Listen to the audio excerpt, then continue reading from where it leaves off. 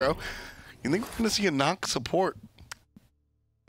I would say no, but who knows, man? With Europe, I mean, I doubt it in Game 1, but I'll say this. If Game 1 does not go Eanix's way, I wouldn't be very surprised. You know, it was funny. I saw Raffer in the chat kind of taking, well, I mean, they all mess around. It's actually really funny. So Elevate, despite being kind of low on the seeding charts, thankfully avoiding relegation for them and their fans, are very close with the top end teams. Raffer really likes to take digs at Dardes and was kind of poking fun of the knock support. Raffer, I've got a longer memory than most SMITE fans, and I remember when you first moved out of the jungle playing Thor and Thanatos support. It didn't work out, so stones and glass houses, etc. Something along those lines. I'm willing to not see any Thanatos or Thor support. I'm ready to see some good old, like, I want to see some Ganesh play. Let's get that Guardian ready to go. I like Ganesh against some of the, right now I think Ganesh doesn't really have a spot. Once we see more channeled gods come out, I think Ganesh really takes a step forward. But Osiris and Sol, two very meta picks. I haven't really mentioned the bans because in general, they're kind of standard. Bologna, Serket, and Fafnir, the one I do want to point out is the Morrigan, who was banned specifically against Eanix's mid laner, I'd say. Yeah, exactly. I mean, these EU mids have been playing this Morrigan really, really well in that mid lane. I mean, we've seen Lobster play it. We've seen Zeros play it.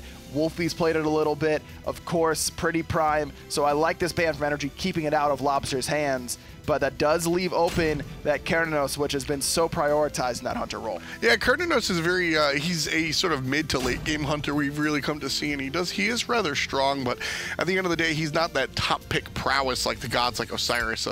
But we do see that Ganesh that you were asking for. When it comes down to it, Ganesh, I mean, 50 protections in a circle around him, that's going to be a big deal. But Ganesh is really, I mean, is it really about the pillars or is it about the damage? It's about, he's got good wave clear with that first ability. That silence is just incredibly frustrating to deal with, can really disrupt an initiation. I mean, you look at a character like Geb, if you blink directly into a Ganesh silence, you're just kind of dead most of the time before that silence even wears off because you can't shield yourself. The pillars are great for objective control and team fights, and then that lockdown and peel from the third ability is really solid as well. Yeah, it's the peel that I really enjoy. And the selection of Ganesh basically kind of takes out some of your choices. You're not going to be a strong Ymir player against Ganesh. Obviously, Thor gets a little bit of a jank when Ganesh can break those walls. Interesting, we haven't actually seen that come to light. Not yet. Everybody plays around it. Yeah, not yet. It's about, no one wants to give it a shot, but eventually someone will forget, and then we'll get to, you know, lose our minds whenever it finally happens. It'll be a lot of fun. That Robin, you know, man, Aggro, I got a question. Is he a good jungler? I think he is. I think he just suffers more so than he used to, whereas Sunder, yeah, I know what you're trying to do. Whatever. Without the use of Sunder, it means that if he falls behind, he becomes really, really irrelevant, and we saw that in Game 1 of the last set. Yeah. So we'll have to wait and see, but still, one ahead, he's phenomenal. Just without the Sunder crutch when you fall behind, it can become difficult. I completely agree. I think Sunder is a big deal on Robin. I think Eanix Energy, a big deal on the battlefield. Sunder will not be in selection. We're going to see the go-to for the Bracer run doing the flavor of the week item. And I'm with you, man. Listen, yeah, I was having a little bit of fun.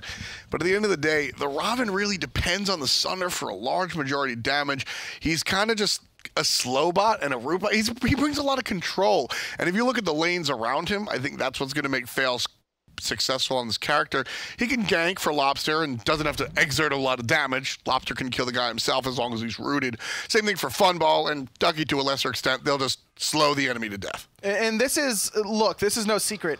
Warriors need to be ahead to be successful. Most warriors, if you're even in levels or behind in levels, their damage becomes far less relevant. They aren't quite as tanky. They really rely on those base stats that they get in order to be relevant in those categories. So when you're behind in the jungle, it's not the same as even being behind in solo, whereas you're still ahead of the enemy mid laner, the enemy jungler. You're just a little bit behind your own solo laner. Not that big of a deal. In the jungle, if you fall behind, you're not really bringing a whole lot to the team. That's a really good point there as we see NRG go for the little gremlins, and Eanix are actually going to contest it over here with Ducky making the rotation from the right lane, adapting, dashing away, and the big guy will go the way of Eanix. Two little ones going to NRG. And basically the point I want to drive home is Oracles are really being contested over. Nice shot from the Ricochet, but intercepted by Funball. One goes to red team. The other goes to blue, but Raffer's in a lot of trouble here, forcing that Bracer of Undoing early on. Funball trying to full commit, but big man Tings is now on the run, blinks away from the jump from Emilito, even with that ricochet down. You're just not doing your job in the jungle if you get far behind. Now, when you're behind in the lane, you just sort of buckle down and stay in lane. When you're behind in the jungle, you got to go find your farm elsewhere, and that means you're not ganking or doing anything like that. Timmy trying to do his business on the tier. Fearless going right to the left of Ducky, not finding the hit. Now it's Ducky and Fails trying to invade on this blue buff. Dimmy's falling very low, Big and that's going to be deal. a first blood for Eanix. Already had used that Fearless, so nowhere to go for NRG solo laner. Yeah, nice heads-up play by Eanix, understanding just how effective Tier is. Fighting against Tier is like fighting against a Freya. Now go with me. It's all about when the cooldowns are up, he's very, very scary and can end your life in one combo. And when the cooldowns are down, he's not really doing much of anything. Sure, I mean, Freya is the extreme case. I think you could say that about basically every warrior, that once their cooldowns are down, they're pretty free, especially in that early stages of the game. But Tier, I mean, without that mobility, he does really rely on that. As long as there's no targets around for him to heal off of, that's whenever you know that you've got a Tier dead to rights, is when he's used his Fearless, doesn't have the change stance, and there's no minions for him to heal off of, then you know that you can really play aggressive pretty safely. Just all into Dimmy on his, what once, could we call this his signature Tier? I don't know. Absolutely, yeah. I mean, this was definitely a character that Dimmy has gone very, very hard on, but kind of walked away from for a while. I mean, so did every solo laner. The prominence of Death's Toll and these cleave auto attack characters in that solo lane has been a big reason why we haven't seen a lot of Tier. I think this character is still a little bit undervalued, but there was a lot of outcry whenever change stance was available at level 1 about how this character was insane and the best warrior in the game and all this kind of stuff. His level 1 clear was too good, and we've kind of seen over time that's been proven after the heal was nerfed. That's been the real difference maker. No heal there. Fails. Gets number 2 for Eanix. Quick start, man. Quick start for Eanix, and this is exactly what you want on this Robin jungle. Give 1 kill to Ducky, take a kill for yourself, and now all of a sudden you've got that level lead. Not only do you have that level lead over top of the enemy jungler, but Ducky's got a 2-level lead over Dimmy. It's only going to get worse because Dimmy doesn't have that teleport. He already had to use it after the first blood, and Ducky's going to get another wave underneath Dimmy's tower. Now, Dimmy's been here before. I mean, he's been bodied time and time again in the solo lane. He takes these losing matchups. He just kind of holds that and plays for the later stages, but at some point, got to be a little worried about just how far behind he's falling. When we talk about Dimmy, we always mention how he's not afraid to play into the losing matchups. Ducky versus Dimmy on these two characters, is this a losing matchup for Tier? It is tough if you fall behind because Tier, usually the flow chart goes in the early game, the auto attack characters are a little bit better, and then the ability-based warriors start to be a little bit more potent. And yet he still has control of this lane. You see him pushing up. Now he knows he has adapting in the wings, but he has the audacity to go ahead and make that sort of wave clear. I mean, that's what ability-based warriors do. They're able to clear the wave without a whole lot of fear from a safer distance usually, or they'll be able to full clear pretty quickly. Eanix trying to get the invade into NRG's jungle. Nice toss out from Ducky, landing 2. Landing, either way. Cheeky Nando's coming out from the guys on Eanix, looking for the speed buff in NRG's own jungle. The ultimate coming out from Ganesh, going to be dropped down onto the speed buff, and an ultimate tossed out from adapting himself as well. But NRG will not be able to secure their speed. Eanix successfully invades and loses nothing for it. In fact, so much so, they're going to tumble Salt over to the blue buff as well, owning both buffs on the right side of the map.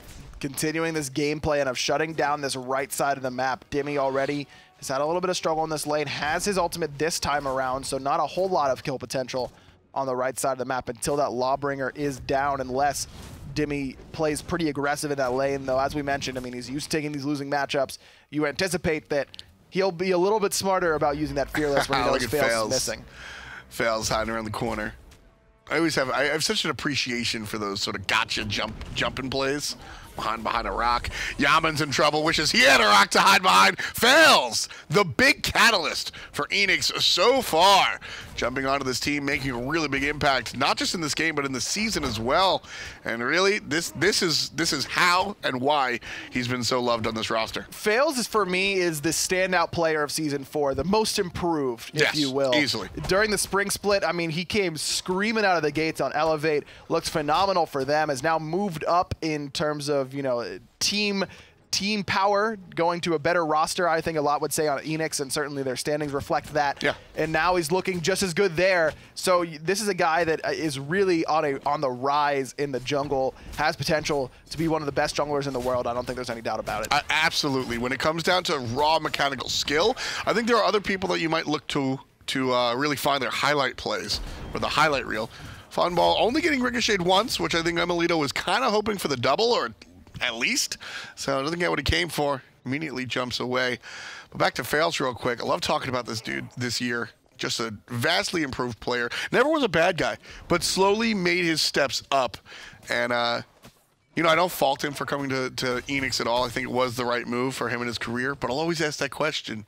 What if Fails had stayed on Elevate? You can always ask those questions. What if, you know, what if Annenster stayed in the jungle? What if Annenster stayed in the jungle? What if the old COG Prime roster stayed together? What if the old COG Prime's roster stayed together? What if one Scylla ultimate could change the course of a game? What if... Oh, I see what you're doing. Yeah.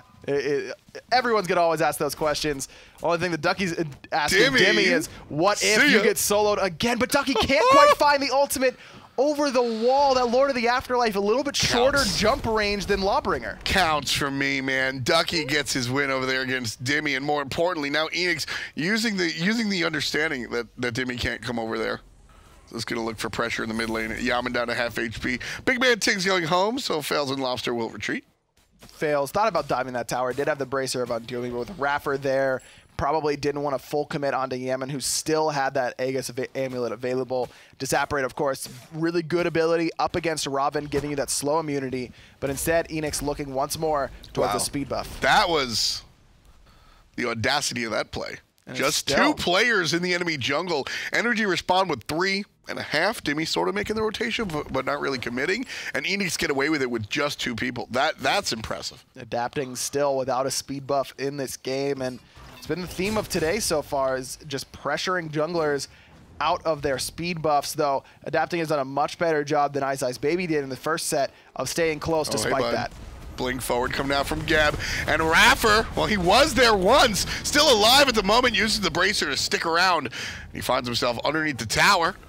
A good job coming out from the Ganesh. Fails over the top. Emilito trying to follow. Can't find it. There's going to be the slowed down Gab. And Fails gets hit with the ricochet by Emilito. First kill for NRG. Finds themselves on the board. I cannot believe Raffer got out of that polymorph and found the bracer of undoing in time. That was incredibly close. Somehow, I don't know if an ability or an auto attack was missed as Raffer was in that pig form. Adapting now going to claim a speed buff for himself on the other side of the map, taking it away from Fails. I like this play coming out from NRG Esports. I don't think there was ever a thought process of actually pulling that Gold Fury. They wanted to pull Funball out of the jungle into contest range and look for the kill. Unfortunately, everybody ran away from Emilito, so now he's by himself trying to battle the dual lane. Big man Tinks can totally take advantage of him if he feels like it. Root's good, but too slow is the support. And so Raffer's going to join this lane in a moment and make everything a little bit safer for Emilito. It's very low HP and no Geb shield for Ganesh that like Funball has, but still enough protection, I think, to make Funball at least think about pushing forward a little bit too much. No ultimate available for Eanix's veteran hunter, so not a lot of kill potential there. Yeah, the Ganesh is kind of catches you by surprise. NRG not surprised about this Gold Fury pull. Immediately gets the ultimate out of Adapting, and I love how successfully Eanix just leave. And now Gold Fury still a little bit hurt, and back to base goes Emilito. He had little to no mana and health, so now Fails, finds the route onto Yaman. Gold Fury down to about 50% HP. There's the jump forward from Fails, trying to get the zone going, and everybody get a pull off of the objective onto NRG. Raffer's in trouble, he's gone. Fails with the controlled kill. Big man Tings takes out one. Emilito bounces back. Ducky out of the tower gets taken out by Adapting, but they trade on out 1 for 1. The martyrdom kill coming out of Ducky. Ducky is on a rampage right now. He found a 3-man Lord of the Afterlife, not only shutting down the healing, not as important at this stage of the game, but the 3-man route. Yaman, of course, in the Disapparate form was able to get away, but what a play out of Eanix's solo laner, doubling up energy and kills now. You know, it's interesting. We were talking about Fails being the most improved player. You look at Ducky and this is sort of his sophomore season, right? Kind of halfway there. And he's also up to, I think Eanix in general deserves most improved. Funball and Lobster taking a step away from their longtime teammates. When I say long time, I mean 3+ years for Lobster. They move away from their teammates who they kind of reached a ceiling with. Big Man Tings had a successful start on Dignitas, but kind of moved on up.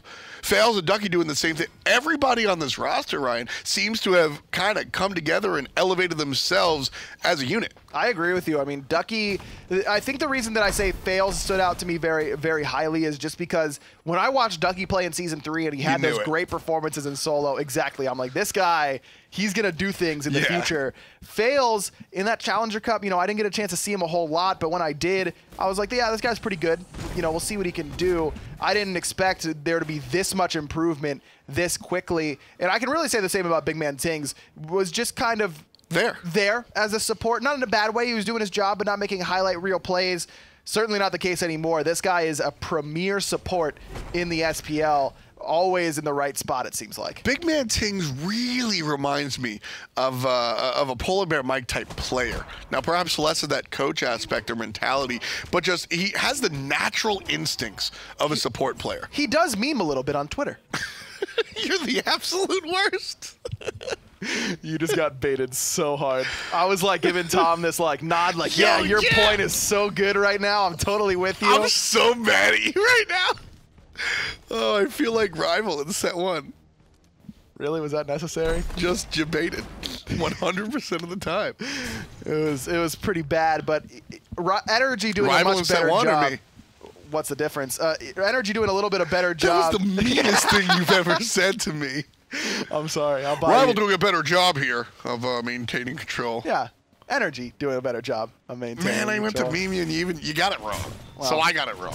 Either way, they're looking pretty good here. Adapting has been able to stay close to Fails despite the constant invades. Timmy, I'll see you later. Nice follow-up. Oh, my goodness. Now, you can't call that a read because it takes tier 27 years to actually execute the Lawbreaker, so everybody saw him go over the wall, but it's just fun to watch, just double jump. And I don't even think Fails was necessary there. Ducky was going to find that kill, and you can kind of see why Tier is beginning to struggle a little bit, why we haven't seen him as of late. I actually disagree. I think this is just this match specifically. Emilito taking him out. Funball. Oh, man. Emilito nails him with the double ricochet. No one was expecting that one. The Hunter duel gets cut short, and Emilito serving up matinee tickets. I think Funball was dead anyways, but getting it with a triple bounce, that's gotta hurt there for Funball. Emilito just continues to impress on this Hu Yi. I thought that was just a double. No, he hit him with the triple. Oh, that one hurts. It bounced off the wall and then bounced again. That one, a little bit tasty. This one, well, Big Man Tings, he's on the menu next. Low and gone. Emilito takes out the Hunter, waits a beat, and then takes out the support. Gold Fury seems to be the target, but right side, Funball shows his face on the right side. NRG going to commit to the left pretty hard. What is Funball doing here? Use the portal. The portal demon was secured by Eanix when Emilito was fighting that solo kill on the left, so Funball going to use that to get 500 gold for his team with help of Ducky on that right-hand side. I understand how he got there. Okay. Why is Funball there? So we can get the tier 1. Ducky couldn't have gotten it by himself. 500 gold. Funball just trying to raise that structure damage Plus, number. let's be real. Do you want to go back to your lane after you got triple bounced? You know what? Do you want to show your face over there? You know what? Now that you put it that way, I think that is the actual reason Funball didn't go back to lane. Hey guys, is there literally anything I can do anywhere but left lane? I think that's actually how that went down. Actually, you know what? I want to give a shout-out to Eanix because we all have a lot of fun watching the SPL games, but it's also really fun watching the players and the teams outside of the lines. And Eanix, as a unit, have been putting out these videos where they watch their VODs back and kind of, if you know these guys, you know they're going to have fun at each other's expense. And watching Funball just like, yeah, I was out of position, but I look cool doing it. Like, that's the type of thing he's going to say. All the time. I'm eager to see Eanix watch this one back and see what he says there. I don't think he's going to have a whole lot to say, to be honest with you. Maybe a little bit of, lucky, something like that. That'll be something I can't say on the broadcast. Yeah, exactly. Exactly. That's what I'm expecting. But right now, 16 minutes in, NRG trailing here, which might be surprising to some by about 3,000. But Eanix and NRG both playing a good game here. Eanix obviously in control of this one, but ever so slightly, I'd say. NRG has been able to bite back, and Melito's had some fine plays, a 4-0-0 for the long lane hunter so far.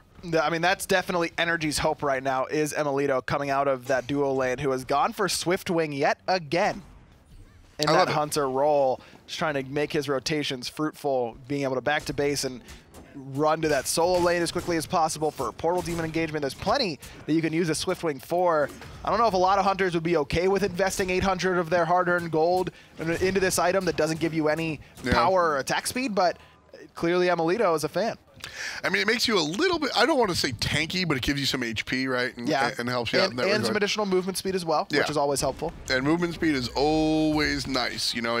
It comes down to SMITE is a game where you got to hit your stuff, and the faster you go, the harder it is to hit. And it's brutally minimizing things, but at the end of the day, I mean, it's valuable, right? Yeah, always. Anytime you get extra speed, it's always, I mean, there's a reason that speed buffs are make junglers froth at the mouth. There's a reason that items like Winged Blade are always going to have a place in the meta just because of the HP and extra movement speed it gives you. Lobster does have the ultimate to confirm this Gold Fury if Eanix decide to stick to it, and I say if, because I don't think they will. Looking more for the engagement as Lobster cancels out that ult, but one more time starts it up, and Gold Fury already down half HP right. I think this is much more of a chance for Eanix to stick to it. Ultimate coming out from Lobster confirms it. Eanix easily gets to Gold Fury. Nice little 1 and 2 to pick up the objective. Dimmy whiffs the Fearless onto Lobster, and now it's a 2-on-1 for Dimmy in the back line. Different fight on the front. Ducky is doing it all on that front side, handling 3 members right now, and he's getting the better end of it. Yamin is going to fall here to the hand of Ducky. Adapting was controlled by Big Man Tings and fails, and now it's Dimmy's turn. He's the one who gets turned on by Eanix. Level 16 Dimmy. He pushes out a level 13 Soul, level 14 adapting on the Susano. Just too many numbers on the side of Eanix right there. Ducky just doing his job very, very well. I mean, the only way Ducky dies there is if Emelito starts to throw the shots onto him, and he pops the Thorns to make sure that Emelito doesn't want to throw the shots onto him. Perfect use of his relic choice there by Eanix's solo. Yeah, I liked how Emelito maintained his safety position, looking for the ricochet from behind. Wasn't able to find it, but Eanix able to pick up the Gold Fury, the Tier 1 tower, and now the Portal Demon. NRG will bite back by way of a Tier 1 tower on the left-hand side. Fails in trouble a little bit. Half HP by Dimmy. Portal confirmed by Eanix. Pulled forward and pushed backwards. This is going to be fails. Can't control himself. Being controlled by the enemy, and there's the push coming out of the left-hand side. Ultimate out of the Ganesh player, and this is going to be Raffer's time to shine. Bracer is up, but he might just go down on Lobster's own dime. Adapting his next, uses the Aegis for a second. Dash forward, Funball puts double digits on the board for Eanix. Great team fight there out of Eanix. It was a bait in response to Raffer's bait. It was fails there trying to get that bait going, and now it's Emelito taking this fight, jumps over the ultimate from Ducky, finds the ricochet. Ultimate! There it is, Emelito with another solo kill. Funball the first victim, Ducky next. And listen, I know a lot of people out there do like to say that sometimes Houyi ricochets are luck. And if you look at that triple bounce from Funball, you know, it's totally has a nice idiom where it's, you know, luck is where opportunity and skill coincide, or something like that. Hard work meets, whatever. I don't buy any of that stuff. What my point is that I think the kill against Funball was a little bit of both. Sure. As a Houyi player, you understand where those ricochet bounces are, and you kind of hope your opponent stands in them. That kill against Ducky, a much more impressive kill to me. Yeah, I mean, there's no guaranteed ricochet, right? But give yourself a better chance for Eanix to find a kill in the mid lane as Yamin has used purification beads, but it's NRG the ones who are aggressing. Nice play, Emelito picking up the kill. There's going to be Big Man Tings on the retreat. Fails coming from behind, looking for Emelito. Flip kicks to get him self-save, and this is why NRG have been top dogs for so long. Nice blink, Fearless, coming out from the tier right there. Gonna be the third assist for Dimmy. Eanix have been making the plays every single time, but NRG have not been caught sleeping whatsoever. No, they're always ready to take the engagement if it starts to favor them. Lobster just a little bit too aggressive with that dash in the mid lane. Eanix never even got a chance to try and fight back. Look at how much extra damage that NRG got in that last team fight recap. Ooh. Oh. Half HP. Oh. There's Raffer with the zone. There's 25 on the Fire Giant. Suns have been dropped. Here comes the incoming. Look for the steal. Not going to happen. NRG confirmed the Fire Giant. Dimmy's going to get jumped on, but will be safe. And against all odds, NRG down 4,000 or 5,000. Pick up the Fire Giant. Adapting will trade his life out for it. Not ideal, but hey, you'll take what you can get. 4 members with Fire Giant still strong and now only trailing by 3,400. So, but what can Eanix do with this opportunity? Now that Adapting is down, now that all of NRG has to back, a tier 1 tower would be nice, but it's going to be tough to finish this one with only 3 members here. Amelito in trouble on the back line, gets in the air before he gets jumped on. Ducky going to be pushed forward by Dimmy onto the tower. Here comes the wave of minions if Eanix want to commit, but the turnaround from NRG looking strong. Dimmy, 10% HP or lower, could fall here, Ryan. Absolutely does. Lobster gets a dozen. Raffer with a big bracer of undoing. It's a big chunk of health back. Go and now for the push is on from NRG. Amelito jumps forward. Nice 180 stun from Lobster, but Ducky may have been left all by himself, likely to fall, and Yemen finds him.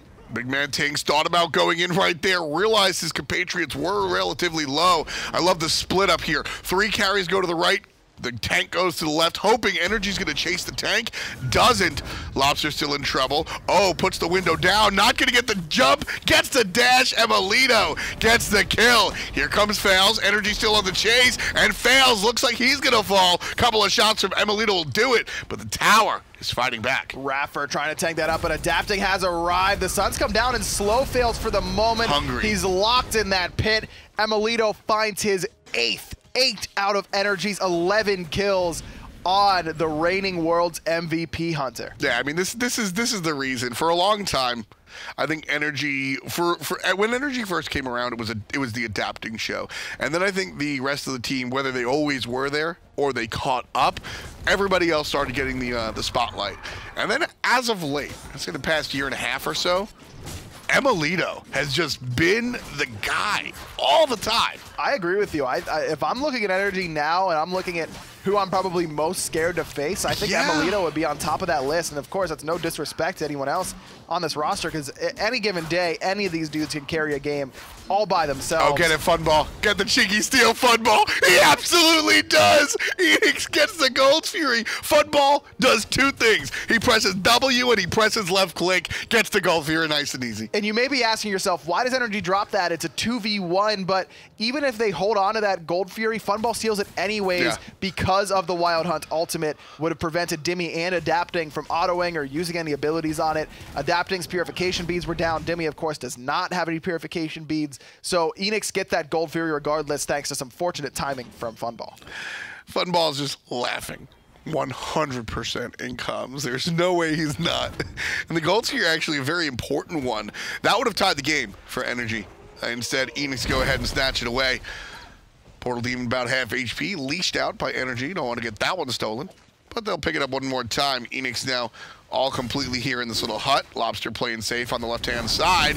Nice stun onto Ducky, and here comes the flip from Dimmy, pushing the enemy onto the back line. Fails, takes out the mid laner. It's a 4-on-5. Yemen just got deleted between that CC combination, but Funball is answered back onto. Adapting is looking for it. Typhoon knocks up 2, but Ducky's the one who gets Fearless back into the clutches of NRG. Beautiful push coming out from the solo laner. Not enough damage to collapse on Ducky, however. In fact, he jumps forward, and BMT takes out Amelito. Now the collapse coming out from Eanix, as they're 4 players strong to NRG's 3. Make that 2, as Dimmy does have to go back to base, and it's going to be a retreat coming out from Eanix, 14-12. All told, that one goes 2-3 in Eanix's favor. NRG's mid laner Yemen just did not quite respect the damage coming out of Eanix's roster. Didn't have the Aegis. That came off cooldown during his respawn timer, but I believe he did have beads. That Blink Cataclysm knockup combination for Big Man Tings was all in the name of setting up Fails and Lobster with the long-range ultimates.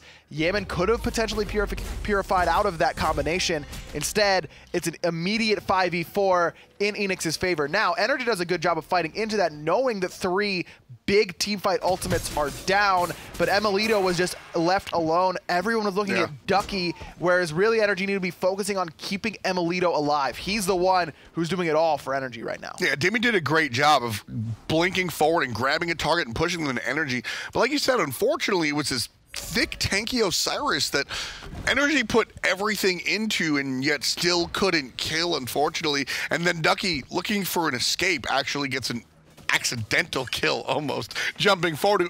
Oh, what did I step on?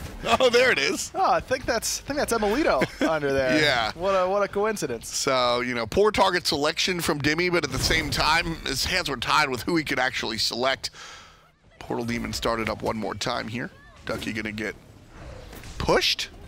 What do you call that one from Raffer? Stunned and knocked up. Thank you for the technical terminology. You're welcome. Ducky here, assisted by Lobster, trying for the long-range shot. Dimmy does have the Magi's Blessing, which I enjoy. I think this is a nice choice against the enemy roster. There are some easy ways to pop that Magi's Blessing Which from a is a distance, though. Shockwave being the main one from Big Man Tings, but Lobster also with the dash could stun off that Magi's Blessing. Fails with that root, always to make sure that Dimmy gets controlled a little bit more easily. Yeah, it's I don't mind shedding the Lobster stun. That's kind of the one I'm looking for. If anything, if Lobster dashes and stuns me, I'm just going to turn around on him. It's that one that's a little bit problematic, but Dimmy avoids it instead. Finally finds a good target in Lobster, who dashes back to the back line, back to safety. Emilito flanking on the left-hand side, drops a nice play Suns to separate the two teams, and that's the separation. But as soon as they're done, over the wall and over the top comes Fails, getting the kill on the IRFer. Dimmy finds one with the Fearless, but Lobster finds him in that very move. Fails confirms the good part of the double kill.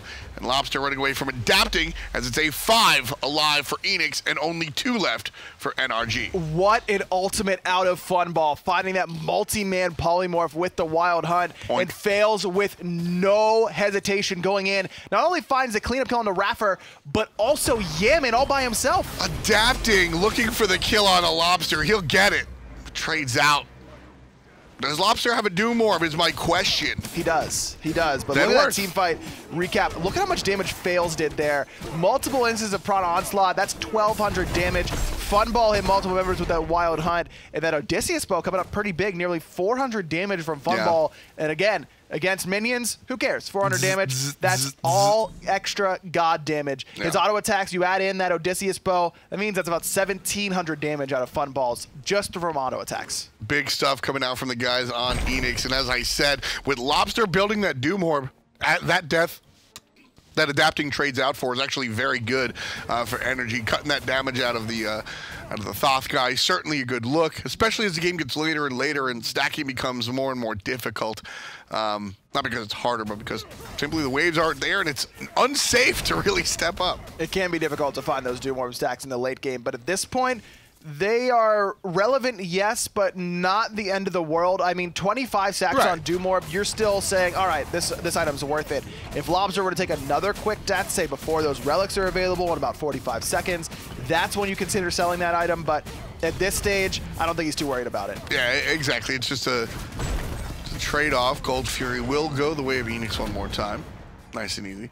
Just a trade-off for adapting. I think that's a totally fine move whenever the enemy has the Doom Orb. It was just very risky because if adapting falls and Lobster does not, that's probably a fire giant for Eanix with that additional DPS there. Adapting really trusting in his own ability, and rightfully so. I mean, this man's a 2-time world champion back-to-back. Definitely still, without a doubt, one of the best players in the world. I mean, you heard me. I kind of groaned when he made that play. I did not think that was the right play, but right is relative, is it not? I suppose it is. It's also a nice alliteration, which means that it's easy to remember and also useful. Isn't alliteration like bang? No, that's onomatopoeia. Oh, I don't really want one, though. Half hour in here, folks. A baker's dozen for NRG Esports. 18, however, belong to Eanix. Down 7,000 gold. The defending world champions on the back foot here. Fire Giant just confirmed by Eanix. Dimmy comes in way too late. He'll find a Fearless right into the clutches of the solo and jungler from Eanix. Big Man Tings finds 2 sets of purification beads on Yaman and Emilito with his Blink ultimate. So Eanix now deciding to reset, and I like this decision exclusively because of Big Man Tings' play there. If Eanix doesn't have any Relic on cooldown there on the side of NRG, then maybe they continue to push that fight. But knowing that at this point, Yaman and Emilito can easily get blown up by any sort of Blink engagement from Big Man Tings with Lobster shooting off that final judgment, that's going to one-shot at this stage of the game. I like this decision from Eanix to not take the risky play and instead go for the objectives. Now safely walking up the right lane, only 2 players here playing defense. Ducky and Fails leading in the charge. Lobby and Funball on the back line with Big Man Ting separating everybody. Love that positioning. I break it down specifically because I think it's almost perfect. Textbook Phoenix Siege there from Eanix, and they get the right side because of it. A lot of towers still remaining here for Eanix to take before they can siege down this Titan. And instead, it's going to be the fight from NRG as Demi again looking for that Lawbringer. Fails taking the dangerous way in, but NRG get the separation to the team fight, which is actually ideal for them. They want to fight less. Here comes trouble for Demi, already down to 40% HP, and now everybody coalesces in this back line. This is not where NRG want to fight. Great ultimate out of adapting, but it's too little too late. The Duck is here, and Emilito falls down. It's a 5-on-4. NRG put their tail between their legs, put themselves into the throne room, and Eanix put themselves under the tier 2 tower. Chop, chop. Eanix take it down. Going for the mid Phoenix here. All of NRG is going to be pretty healthy after coming back from this fountain, but still all their ultimates on cooldown. Lobster still has his. Big Man Tings has that Blink Cataclysm ready to go. He finds it, and there goes Yaman. Spicy BMT coming out from the back line, grabbing a whole bunch of players with the big old stun. 3 players down on the side of NRG so far. The siege is on. Eanix right on top of the Titan, and with the damage they have so far, aggro, I think this one's in the books. Eanix 1 game away from qualifying for DreamHack